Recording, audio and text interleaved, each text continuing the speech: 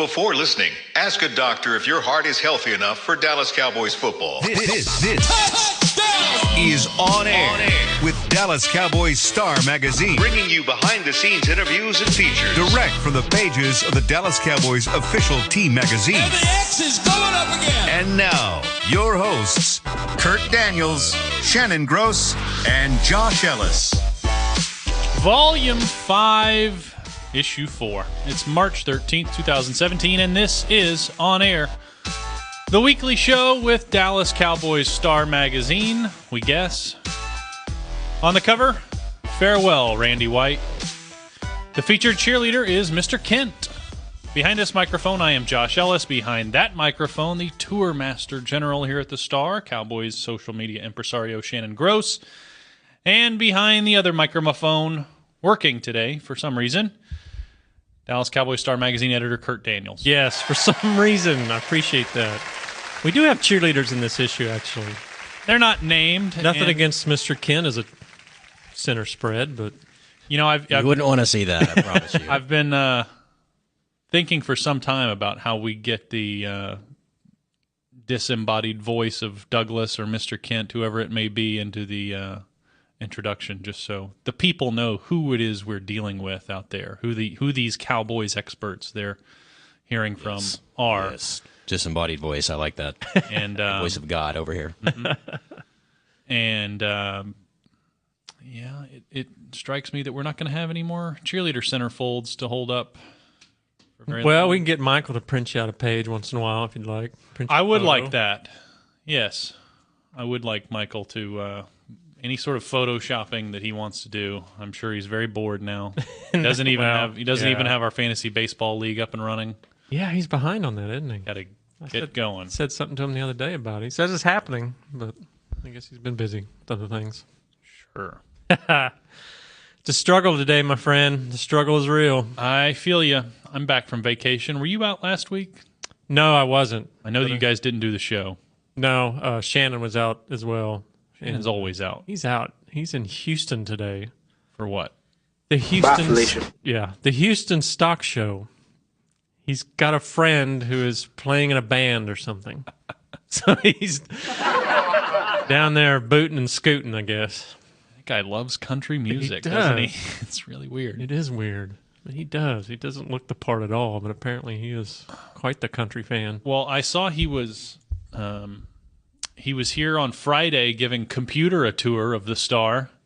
Well, yeah, I guess priorities. He had to be here for that. Yeah, Computer ran into Stephen Jones, had time to take an Instagram video. I heard a little bit about that. They got a little social media time together. I wonder how they swung that. He's not available for the regular tours, is he? Yeah, I doubt it. It's sort of like Jurassic Park when you come through here. Usually, you all you see is 2 no-shows and 1 sick Triceratops and the goat sitting there by itself. Yes, but Computer got Stephen Jones. We're basically the part of the ride where Mr. DNA is showing you the eggs and all that. You're sitting in the chair. That's the podcast studio, and the people are walking by. Yeah. Tours.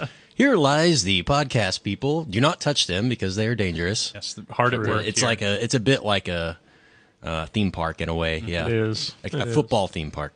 Like the if you go to Six Flags, you're familiar with the Yosemite Sam ride where everything's animatronic.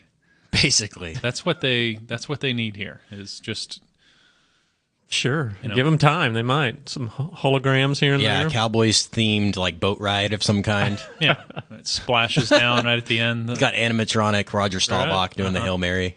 Yeah, why not? I'd pay for that. I love that idea. They went too cheap on this building is the problem. Oh, you think? Yeah. I doubt it. Well, I'll tell you somewhere they didn't go cheap, and that's it. Number 2 wide receiver. The new stadium. Yeah. How about we just get into it? Sure. A little Cowboys talk. All right. This being the football show of record, we shouldn't waste any time. We have a lot of stuff to talk to, and it occurs to me that of all the shows on this here website, we have the pleasure of going first to talk about the Cowboys. People are anxiously awaiting our word. Wheelings, dealings, lack thereof, if you prefer, in free agency thus far. The new league year is 3.5 days old. The Cowboys have they've brought in some new people.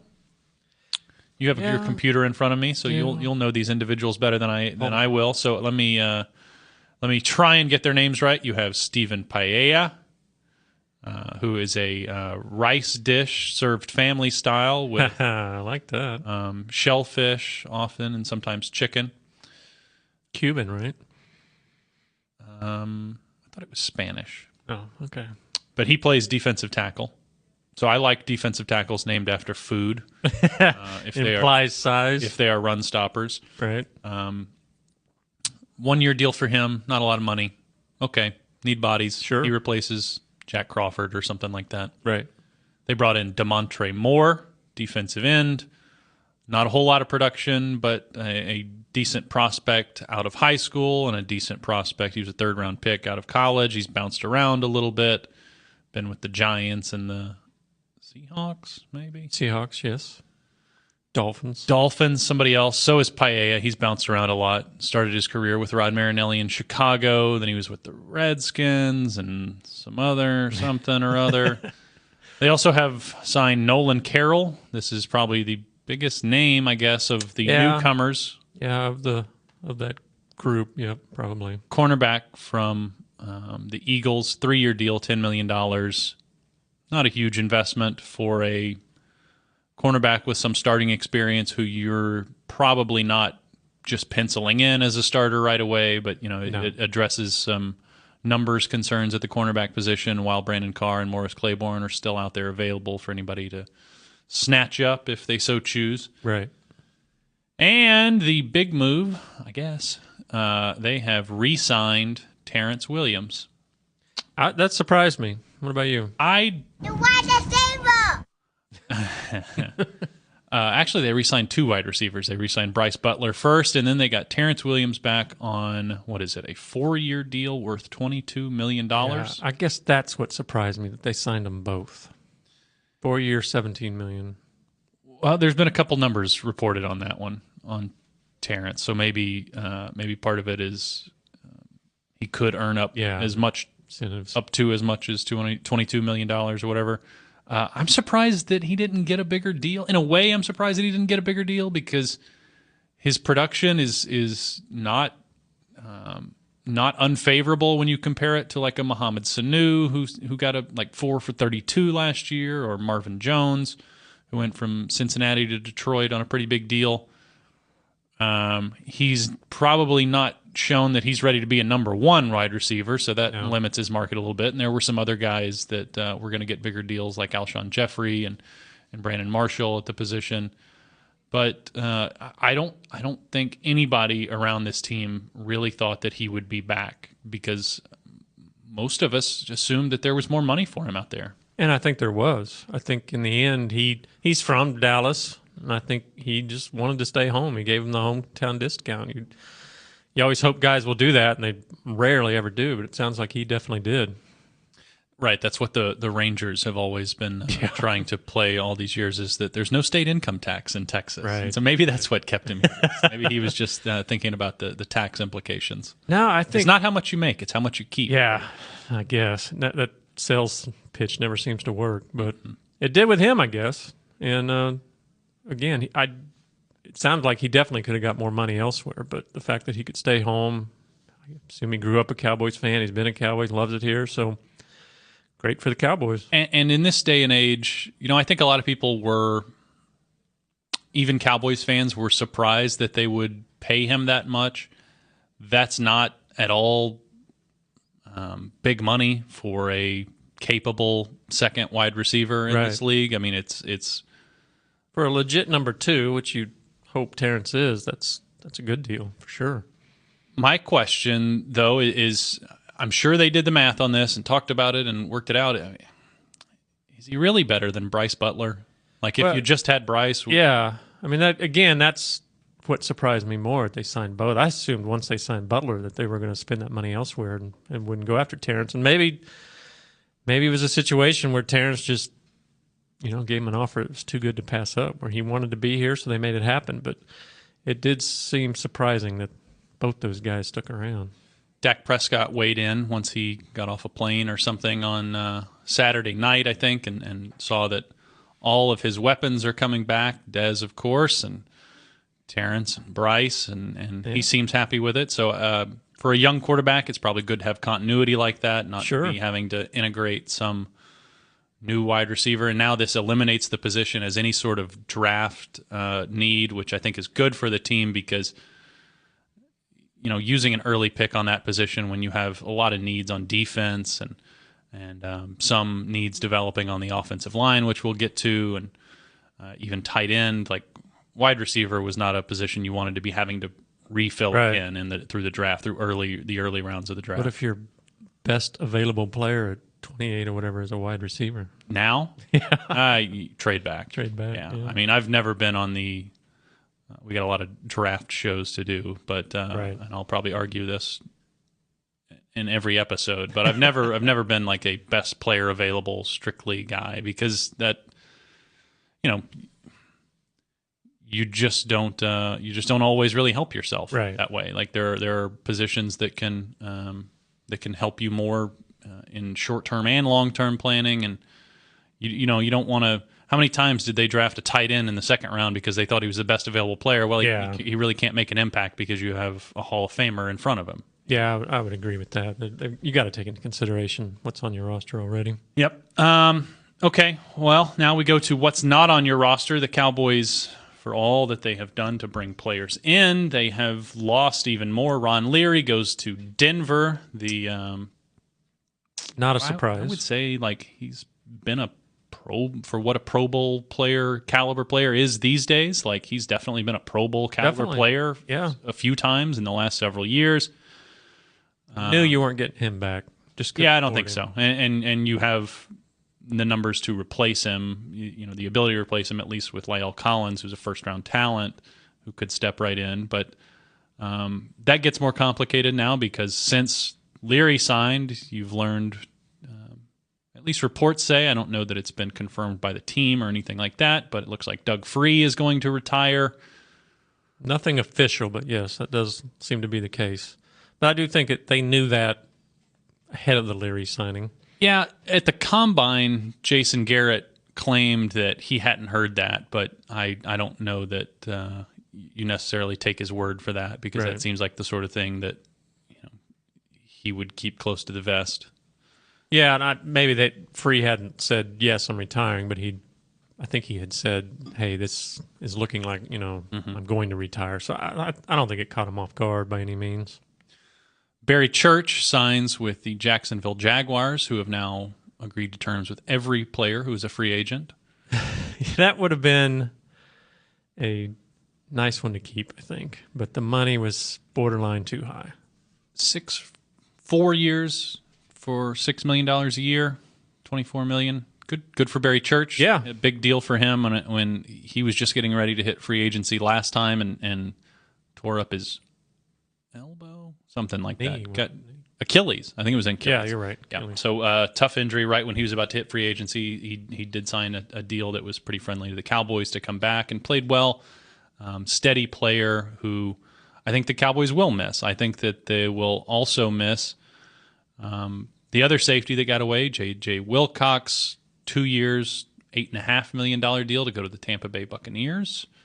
Yeah, that's kind of the reverse of the receivers. You thought they'd keep at least one of those guys, and I think losing both is kind of a tough pill to swallow there. Yeah. My preference would have been Wilcox because I thought he was going to come cheaper. He did. Shorter deal, less money per year. And it looked like he was really coming into his own in 2016 and maybe had another gear he could get to with more playing time. He was really physical, probably their most physical player in the secondary, and he finally was able to actually get to the ball instead of being a step late. But now they are either back to the drawing board at safety next to Byron Jones, or they're going to rely a lot on just the guys that they already have in-house. Jeff Heath has made some plays. I don't know if people are ready to say, okay, this guy is, a plus right at that position. They've also last year they drafted a guy named Kevon Frazier, who I guess was on the practice squad? No, most of the he was year? on the team. He was on the 53. He played Special 9 or 10. teams. Yeah, special teams. He didn't Filled have a in at huge safety, impact. I think, towards the end when they were resting guys a little bit, but maybe got a few snaps in. But had a decent year on special teams. Made a couple of decent tackles. I think he was on the punt team too, and on the punt coverage and things like that. So look for him to step up.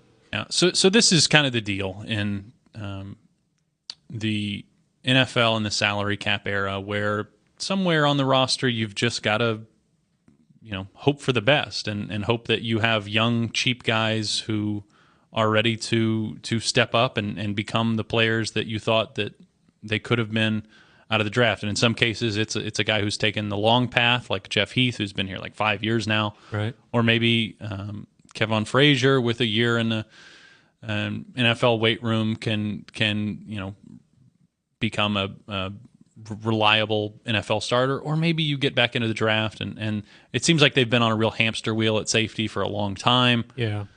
I think you're right, though. Right now, I think they feel really good about Byron Jones. I mean, I'd joke about him being a Pro Bowler, but I think he definitely could be. He down played the road. he played very well Yeah. in 2016. And so I think they By feel and large. comfortable with him. And so you're right. They've got, would they have liked to have Wilcox or Church? Definitely. But that money could probably better be spent elsewhere when they've got a guy like Heath who you hope can be a good starter. He's obviously a good depth guy, but you hope can be a good starter. And maybe they do find Frazier. So I agree. I think it was the fact that they're okay at safety with Jones. They can fill in, but they needed that money elsewhere. For the time being, anyway, it seems like they've spent all their bullets that they have cap-wise. We'll get to Tony Romo's situation in the second segment, but until something is done there, they're not going to have, there's not a big deal waiting for them out there where they're just going to go sign a starting safety or another cornerback or anything like that. I think that if anything, that's one reason that they're holding on to him, to see what money they're going to need. And, they're probably, if you just went into the draft and you used your high picks to fill those needs in the secondary and defensive end again and safety, like if those are your first 3 picks, then you could get by and probably have some confidence that you wouldn't be too much worse for the wear than even last year.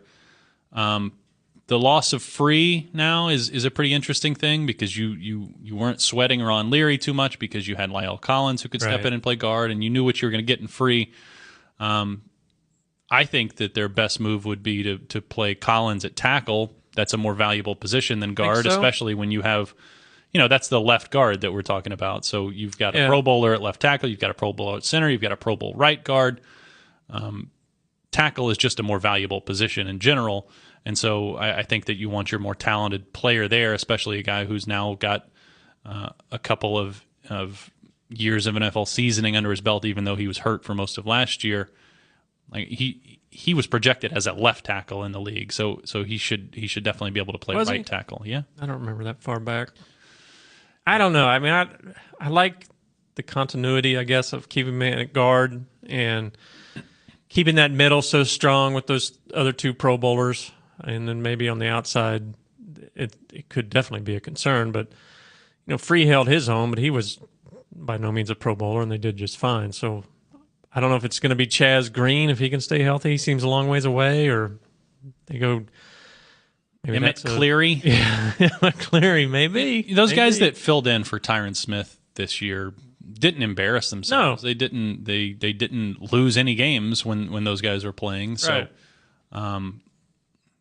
Again, it's that same thing about the salary cap era, and Mickey used to always use the phrase that you can't have steak on every plate. And some plates you got to, the kids got to eat hot dogs, right? Sure. You've got 3 kids. Hot dogs all the time. Sure. Yeah. While you and the missus enjoy a nice... That's right. Steaks. Nice, Steaks and nice lobster. porterhouse and lobster, right? Still waiting for that.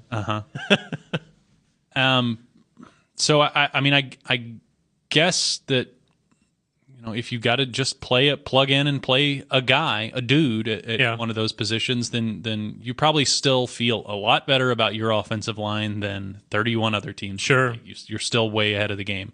So who's the bigger loss, Free or Church/Wilcox? Well, I don't know. It's tough. I think that you probably want help at both positions still at some point this definitely season. Yeah, I think so. To me, I'm kind of like you. I guess I'm undecided, but maybe safety just because the defense is already kind of on. Your offensive line, 3/5, maybe 4/5 of your offensive line is already pretty solid, whereas right now your whole secondary's a little bit up in the air. I don't know how Rod Marinelli feels about this. I think Kent is sort of the Marinelli whisperer here. Ooh. Or at least he does. He does the impression. Official title. He does the impression. So I mean, some defensive coordinators will lead you to believe that you don't need two great safeties. It's nice to have one really good one, but that you can sort of play one way deep in coverage, and he's just sort of the center fielder. And Byron Jones is an athlete enough that you want him, actually covering somebody most of the time. Yeah. So he's not that guy. And if it's Jeff Heath, then who's just back there to not let anybody get behind him, well, he'll probably be okay because Calvin Johnson's not in the league anymore. Right tackle, left guard, whichever position is open. Yeah. Like, it was a real luxury to have five that you felt really good about, and you kind of knew that anytime you needed to get 10 yards and run out the clock late in the game, you liked your chances to be able to do that. And who's to say they won't be able to do it now? They just might have to do it different ways. Maybe you add a fullback, or right. There's going to be some implications for the coaching staff and how they deal with that too. And good coaching staffs deal with what they have to work with, and Scott Linehan, since he's been here, has done a really good job of that. I mean, just think about Dak. Like, Dak is playing as a rookie last year, was not as in tune with the offense and the playbook as Tony Romo, but they made it work. They found things that he was good at, and the component of the running game that we're leaving out here, of course, is Ezekiel Elliott, right? So yeah.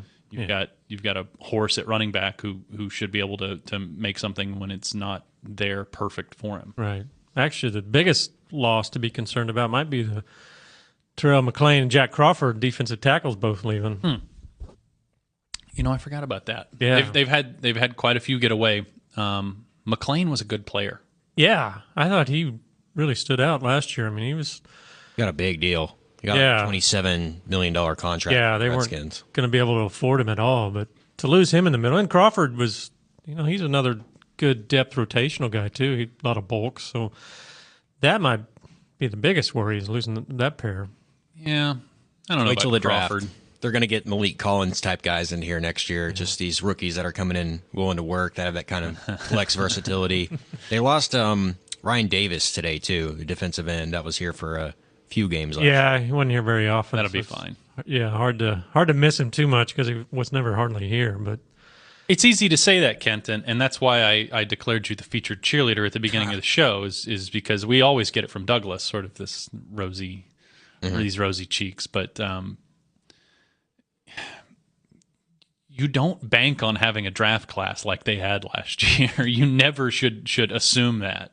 Malik Collins was really impressive as a rookie, and I think that they should have a lot of confidence that he's going to be an almost every down player at defensive tackle now. So there's one hole plugged, and you got to hope that Tyrone Crawford is better, and maybe DeMarcus Lawrence can stay healthy, and David Irving. David Irving looks good. Demarcus Ware.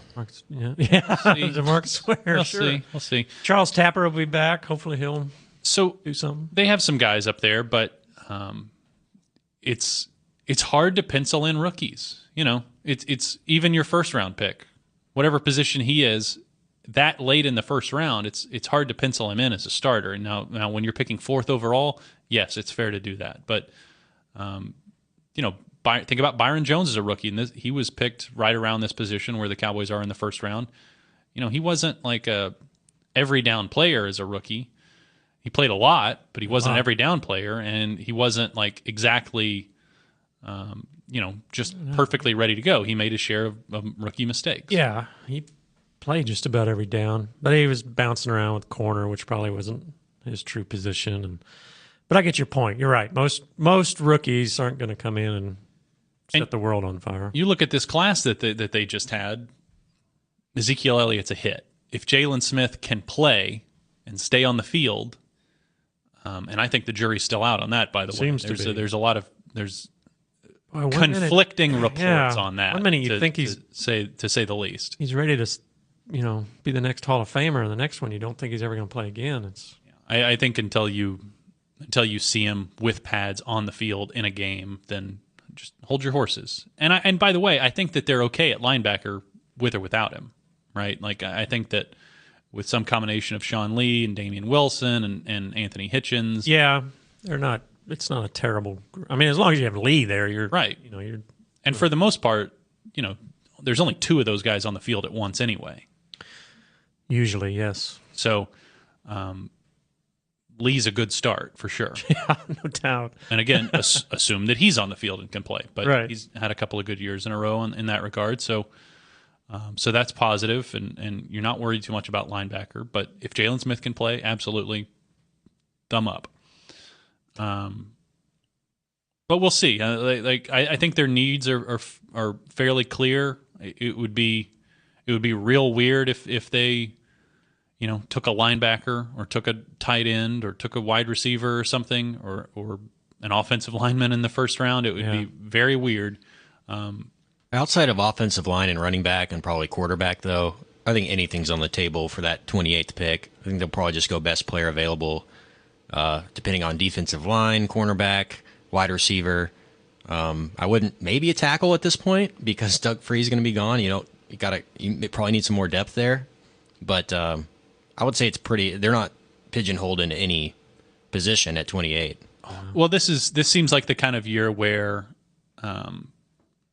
if there's not a few of them that they like right there at 28, then they would either be looking to trade up to get one that they like at one of these positions that are real needs, cornerback, safety, pass rusher, or trade back or into a group where there's, sort of a glut of those guys. But by all accounts, I am far from a draft expert, but by all accounts, it's a pretty good draft for pass rushers and cornerbacks. So yeah, I hope it's best player available on defense would be my dream, but last time I checked, they weren't asking me. So. Well, you're needing more responsibilities now. Maybe speak up. I think so. Speak up. All right. Will they have another draft pick to spend? We'll talk about that next. With unlimited data from AT&T, you can stream your favorite DirecTV content almost anywhere. Side effects may include sports-induced public celebration, increased desire to share spoilers, and repeated late-night use of the phrase, just one more episode. The unlimited effect. Get unlimited data when you switch to AT&T Wireless and have DirecTV. After 22 gigabytes of data usage, AT&T may slow speeds. Must have eligible TV service. If you're not eligible, AT&T will move you to a new plan and overage charges may apply. Plan will include Stream Saver. Other restrictions apply. See store for plan details. Hey, Cowboys fans. Did you know that over the next few years, more than 1 million service members will transition from military to civilian life? Veterans face unique challenges when they get out of the military, and Bank of America and the Dallas Cowboys are teaming up to help with financial education, career opportunities, and support of military nonprofits and organizations locally in North Texas and across the country. We're proud to support our troops and are deeply grateful for the dedication and sacrifice of our service members and veterans. Bank of America, official bank of the Dallas Cowboys, invites you to join us in our efforts to get involved by tagging game day photos on social media using hashtag TroopThanks, that's hashtag TroopThanks, and by learning more about our commitment to veterans at bankofamerica.com/military support. Together, we can thank our troops in ways that make a real difference. Copyright 2016, Bank of America Corporation. I went to my first Cowboy football game at the Cotton Bowl when I was 10 years old. I've been a Cowboy fan ever since, in the Super Bowl years and the not-so-good ones. Teamwork is what makes winners. At the law office of Domingo Garcia, we play as a team to win your case. If you have been hurt in a car or truck accident, injured on the job, call the law office of Domingo Garcia and join our winning team. With offices in Dallas, Houston, Austin, Odessa, and Tyler, we can help you in Texas. Call 214-941-8300. 214-941-8300. Back to On Air with Dallas Cowboys Star Magazine. Okay. Got to tell you about issue 3 of that Star Magazine. It is now available online at shop.dallascowboys.com. You're going to want this one. It's the farewell issue. The final issue. Final one. What would you say? Over 42 years. Did you count them all? Over 42 years. How many issues have there been in 42 years? Oh, actual over 1,300. It's like 1,330 something.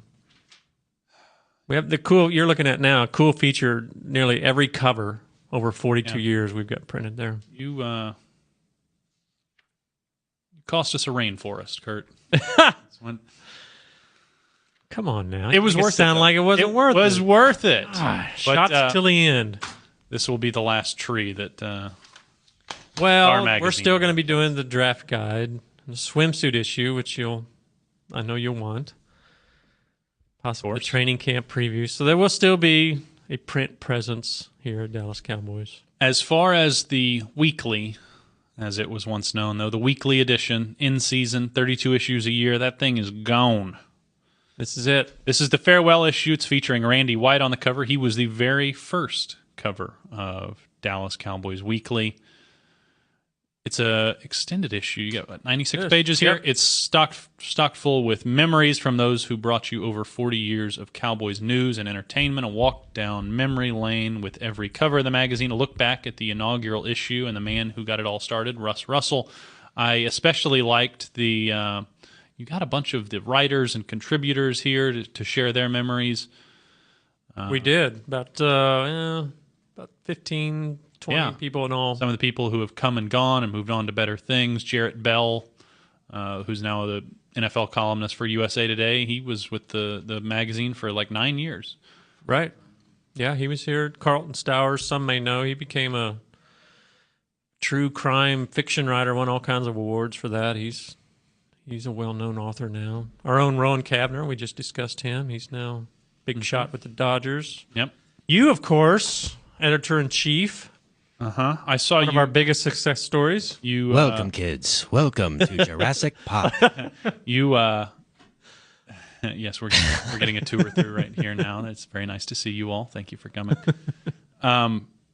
Yes, you gave me a nice shout out in your farewell note. Oh yeah, great stuff. Great work all these years. You were always right behind the scenes with this magazine. Not many letters from the editor or anything. Like, just didn't have time or didn't want to or what? The letter for stuff that I wrote? Yeah. We didn't. I didn't usually have the time. I wrote a few stories here and there, and I thought that we had enough good columnists already. You didn't need me mucking up the work. You didn't want to be the one grading the position groups week to week. Well, there were others that could handle that better than I, including you. Yeah. It was a lot of fun. That's the one dumb thing every player read. Yep. Which stuns me to this day, why they care what our humble little publication wrote. But yeah, very, very interesting issue to check out. Yeah, they're available at shop.dallascowboys.com. Go pick up yours today. It's we like to think of it as a keepsake. Yes. You can get the final issue digitally for just $3.99. Tell us about Tommy John underwear, Kurt. Oh yeah, Shannon's not here to praise the. Have you tried yours yet? I told you I lost them. Oh, you lost them. That's right. I'm sorry. Tommy John underwear though is in a league of its own. Mind-blowing fabrics you can barely feel. If only you had yours. And designs to fit the modern man that eliminate bunching and wedgies. Plus, it's backed by the best pair you'll ever wear, or it's free guaranteed. Shop exclusive Cowboys underwear at TommyJohn.com/Cowboys for 20% off your first order. I may have lost the underwear, but I have tried the T-shirt, and I'm a fan. That's like one of the most comfortable T-shirts I've ever had. It is. Yep. V-neck, too, so it shows just a little tuft of chest hair. I look very sexy. Like that, don't you? In my Tommy John T-shirt. My son stole the socks.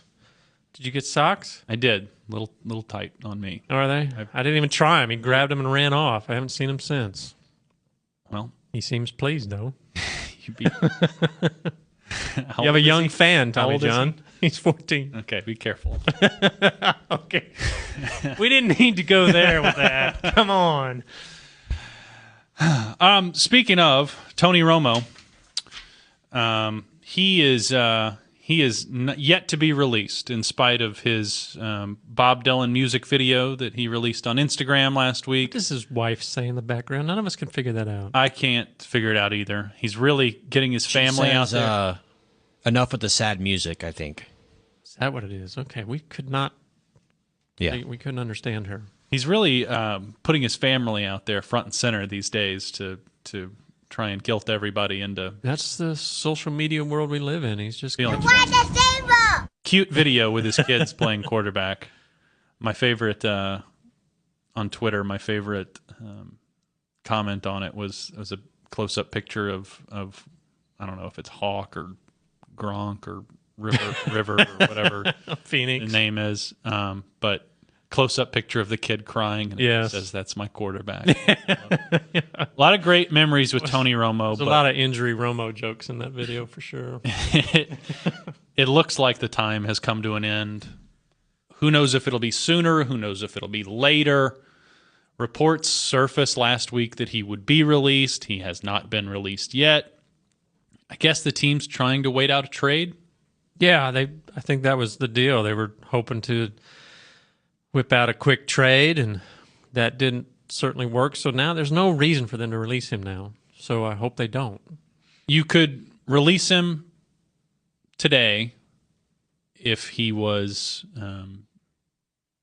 if he was just an outright release, and you could save like $5 million that you could spend on this year's cap, and maybe you use that on like a new backup quarterback. They worked out Josh McCown last week.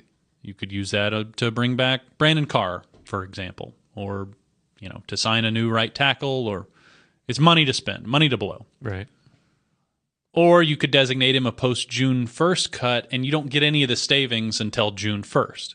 Now, you save more money on this year's cap that way, but where are you going to spend it? Like, you can't spend it now when all the players are getting snatched up, so doesn't do you a whole lot of good yet. Or you could leave the Houston Texans twisting in the wind without a quarterback at all and thinking that they're going to contend this year. And, oh, by the way, he still might choose the Denver Broncos anyway. Right. Or some other team. Yeah, I think that's the route. You wait it out until somebody gets a little bit more desperate, and then you June 1st him or whatever, June 1st designate him. There has to be a pick value in their mind to where it's if it's a third-round pick, then it's worth it to trade him and eat the full $19 million this year. But if it's just a fourth-round pick, then maybe it's better to have that cap money and we can go ahead and apply it to somebody's extension, get Zach Martin's deal done, what have you. Mm-hmm. Interesting use of the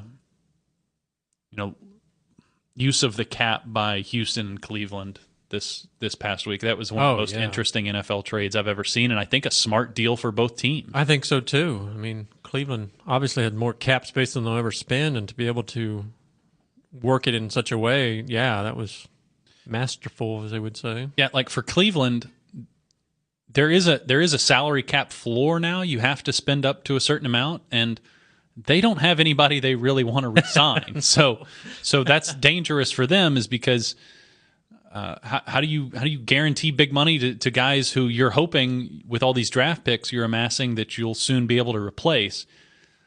So just eating a bunch of dead money on Brock Osweiler for them is a pretty good deal, and you get to flip picks. You get to trade a fourth for a second and soak up some of that cap room that now you don't have to blow on somebody else in an unwise move. I guess they're just going to release Brock Osweiler.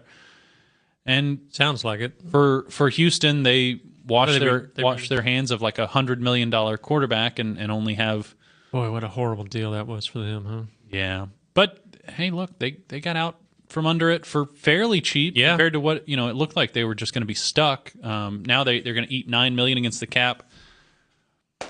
If Romo's a free agent and wants to go there, then they can afford him. And there's a good case to be made for Houston. Look, they were playing the Patriots close in the third quarter, really, I guess early into the fourth quarter of divisional playoff game, and they didn't have J.J. Watt, and they had nobody to play quarterback. Right. So, they keep adding some stuff. Now, they lost a really good cornerback in free agency this year, but you keep adding stuff, and with healthy Tony Romo, then maybe you do have a shot to make a run at Tom Brady. Oh, I think definitely that's a team that. Now, I don't know if they can get past the Patriots, especially with what the Patriots have done so far this year. But, yeah, that's a great landing spot for him. They are a contender as far as making the playoffs for sure. They're an exciting kind of young team. That defense is still stacked. I mean, got to like that. I think if I'm Romo, that's probably where I'd be looking. There is a case to be made for Denver, though, if you are Tony Romo and looking to pick your new team. First of all, the defense is really good. They've just proved that they were Super Bowl caliber here, not even, at this point, not even 15 months ago. Yeah, it's not quite the same defense, is it, though? And they don't have the same... basically got everybody but aged DeMarcus Ware, right? Yeah, but they've still got Von Miller. You've aged Von... I mean, yeah. They're not... I mean, they're still good. You don't have Wade Phillips anymore. Got Aqib Talib. They lost Trevathan, last year? He was on the Super Bowl team, the linebacker. Mm-hmm. Yeah. They don't have Wade Phillips anymore. They don't have Gary Kubiak anymore. So it's sort of a new look thing. But we've seen this offseason Tony Romo hobnobbing with John Elway. Hobnobbing. I like that. There's... In the same way that Peyton Manning had a level of comfort with a team run by John Elway, who won a Super Bowl as an old quarterback. Tony Romo might have a comfort level there too. Or there could be all sorts of mystery guests, and we'll see what Washington does with Kirk Cousins. I bet they keep him. We'll see if Kansas City really is committed to Alex Smith. I think if they were smart, they would be looking to upgrade there, and Romo would be just the guy. There's any number of teams that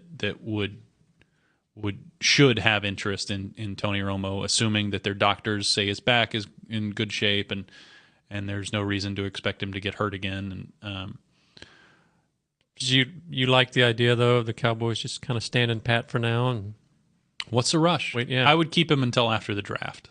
If you get through the draft and you still don't have an offer for him, then okay.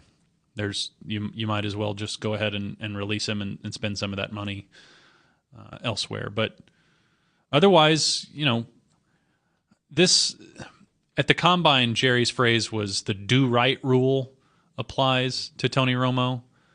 Well, did the do right rule apply to any of the other free agents that they let get away? I mean, did they worry too much about making sure that Terrell McClain came back to him with an offer that they might want to match? Did they worry about the do-right rule when they franchise tagged Anthony Spencer 2 years in a row and he tore his Achilles up? And might depend on just kind of how sour this thing ends up, how long it draws out. He might be like, I'm going to the Redskins. I'm going to play you twice a year and beat you because I know your defense. I know everything you guys do. You know what I mean? He might be trying to seek revenge other than, I won't play them unless we get to the Super Bowl. That'll be fine. He might take a different route depending on how long it draws out. I think the relationship's already soured some. So it has soured some, but maybe not to the point where he would go sign with Washington tomorrow morning, Right. Well, I get to that point. I mean, I think he's going to want to make a run at a Super Bowl. So whichever situation that he thinks puts him in the best position would probably be where he ends up. And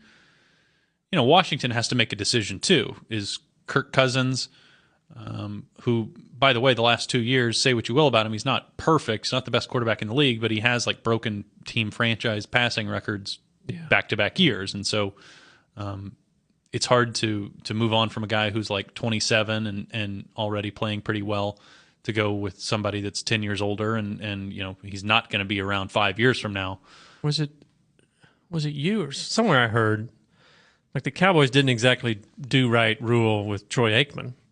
And if you can kind of walk him out the door, there's no reason why you can't Tony Romo. So I don't. Yeah, well, Aikman wasn't as close to the family as Romo is. Yeah, but again, I don't know if it's still as close as we all. We go back to conversations that we've had before, like what was really the wisdom for Jason Garrett of going on vacations with Tony Romo? What was the wisdom for Jerry Jones of having Tony Romo up in his suite at concerts and high school football games all the time?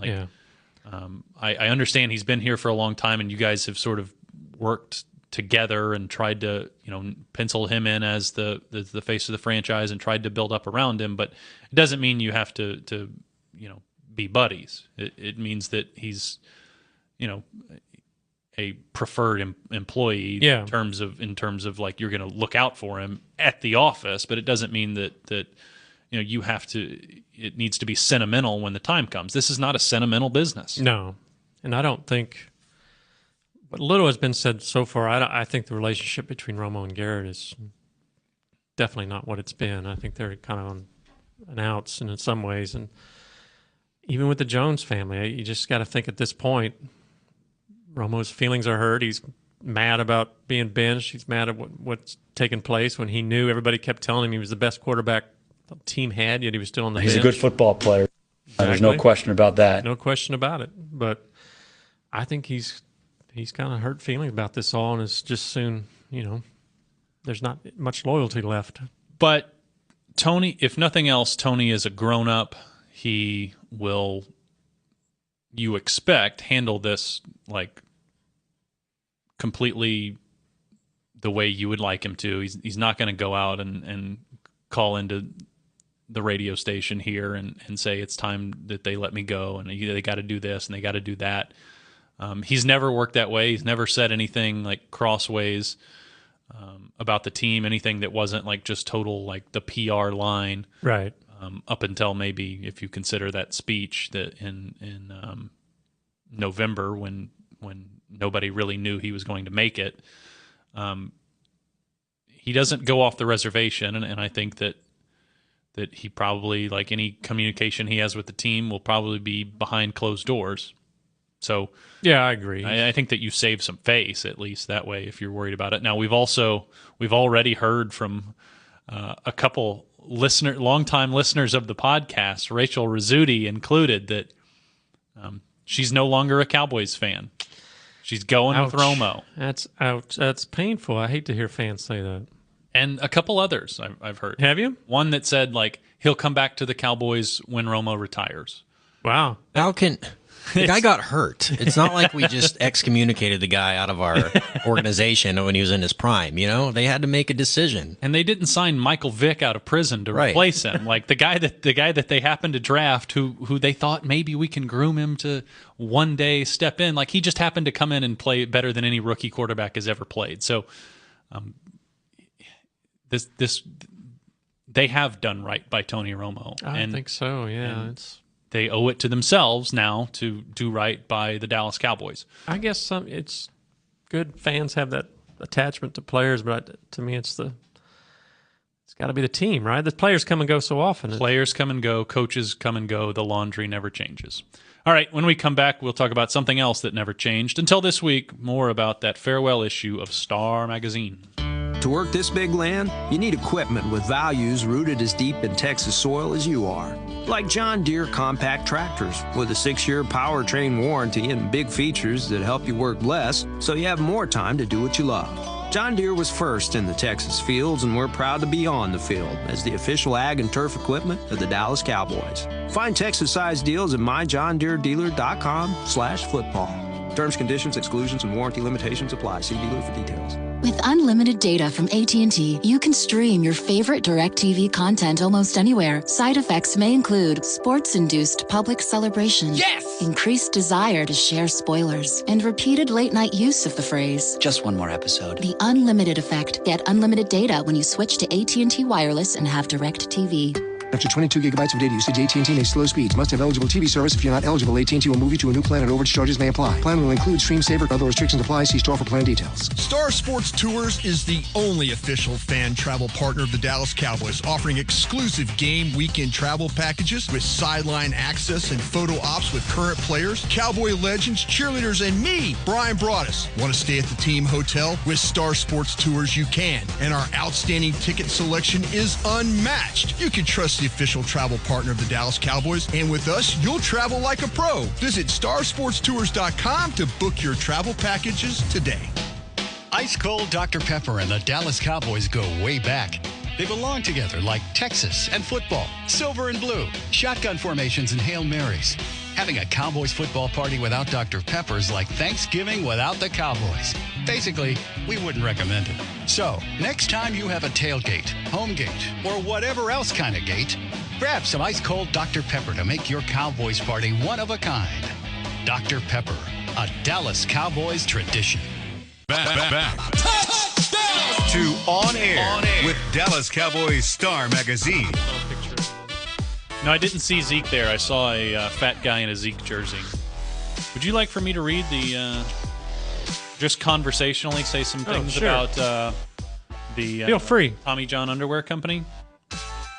You know, in football, adjusting your plays are key to a win. But underwear adjustments are something we'd rather avoid. That's why there's Tommy John, the 21st century men's underwear that never rides up. Tommy John, no adjustment needed. Shop exclusive Cowboys underwear at TommyJohn.com/Cowboys for 20% off your first order. TommyJohn.com/Cowboys. Nice. And that way, when you tear away your pants and shirt like an NBA player coming off the bench and run onto the field at AT&T Stadium in the third quarter of the season opener, then you'll be wearing the officially licensed underwear of the Dallas Cowboys like a true fan. Is that what you did at the St. Patrick's Day party on Saturday? No. Tear away the pants and run onto the field? No streaking. No streaking. Is that a good time? It was a good time. So was Zeke there or not?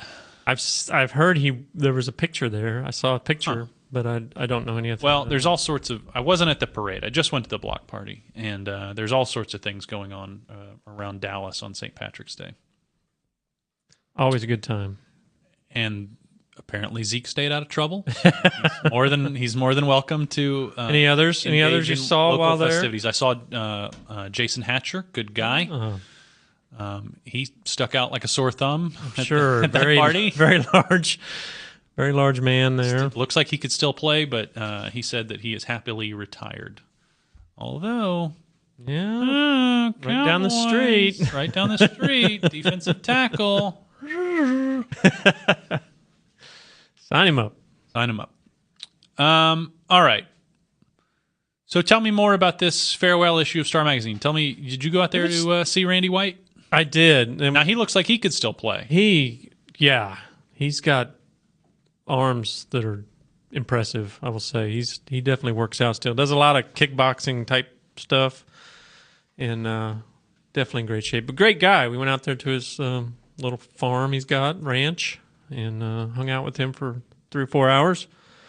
Did a big interview with him for an upcoming documentary, and as well as his photo shoot and magazine story. So it was good. It's been a bittersweet couple of weeks here with the end of the magazine. Several of us have been working on this for a long time, some very long. Kay Clark's been here over 30 years. Sharon Carnahan's been here almost 40. And so it's had a lot of nice words from different people saying it was a good issue and sorry to see it go, but in the end it is going, and so we're kind of just mugging along. The spirit of it lives on, though, right? Not just on DallasCowboys.com, where you'll get a lot of the reporting and opinion that you got in Star Magazine, but you mentioned a documentary. I think that what you guys are doing with Deep Blue is really sort of a spiritual descendant of the, deeper storytelling that has been part of the Star or the Weekly for decades now. Yeah, I think what you see today, I believe it was Brad Sham kind of wrote about this. I mean, even the website now, it's a descendant of what we have done with the magazine, with the kind of behind the huddle type or in the huddle type reporting. And the documentaries, as far as the in-depth thing, it's just kind of as we all know, the nature of the business now is video and instant news. And that's kind of where we're going to continue going, those of us that are still here and working on it, is, some long-form, in-depth stuff. That's one area where the website doesn't really have the time sometimes to provide that kind of stories. So that's something we may be doing more of, and the documentaries, that kind of thing. So it's sad. We hate to see it leave. Many people have done a lot of great work on it, including yourself. So, well, thank you. And especially you. I mean, this was your baby here since 2008. Oh, I'm not good at math. 9 years. 9 years. Yeah. So it's been a long list of great editors that have kind of kept this thing going, and hopefully I carried the torch well enough to bring it to its end. The torchbearer that brings the flame into the Olympic Stadium is like the most honored one. Yeah, is that what? Yeah, let's see it that way. Well, yeah, that's the way we'll remember it. You mentioned a documentary involving Randy White. I'm assuming that's part of the Deep Blue series. So any spoilers that fans might want to look out for that series? I know the story this coming year. Story that I'm working on this year. Last year I worked on the Black and Blue story, which was fascinating to me, and hopefully it came out good. This year we're taking a look back at the Doomsday Defense, and there's really two eras of the Doomsday. Doomsday 1 was sort of the early 70s, and Doomsday 2 was the late 70s that kind of climaxed with Super Bowl 12. And so that's gone back and talked to Randy White, talked to several others, Charlie Waters, Cliff Harris, Too Tall Jones, Bob Brunig. It's been a fun trip down memory lane to talk to some of these guys and hear their stories of that time and era. It was, you're talking late 1970s. Mm-hmm. Cowboys were America's team, playoffs every year. Dallas was hot spot. Those guys had a good time. Popping.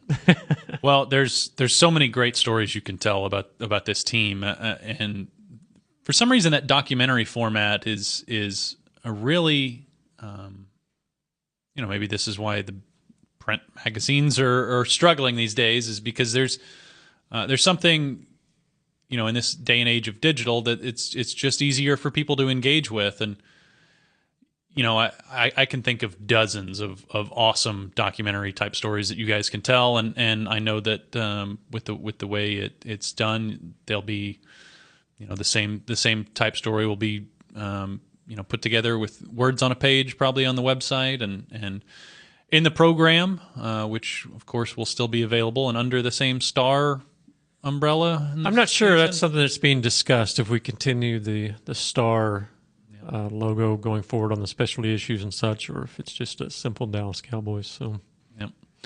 Well, interesting stuff to keep an eye on. This show isn't going anywhere. No, we'll still be around. We may think about it rebranding a bit at some point. I don't know if we'll have to, obviously on air with Star Magazine won't work, but on air with Josh Ellis and the Kangaroos, I don't know. All right, well, we'll live through it. Again, to get the final issue of Dallas Cowboys Star Magazine, visit DallasCowboys.com/star. That's it to now. Thanks to Mr. Kent for running the ship. Now, Mr. Kent, you can go to lunch. Thanks to Mr. Kent for pushing the big button. I love you, Mr. Kent. Thank you. For Kurt Daniels and Shannon Gross, I'm Josh Ellis, thanking you bigly for sticking with us on air for another week. We'll be in your ear again in 7 days or thereabouts. This has been a production of Dallas Cowboys Star Magazine, DallasCowboys.com, and the Dallas Cowboys Football Club. To subscribe to Dallas Cowboys Star Magazine, call 1-877-632-2697.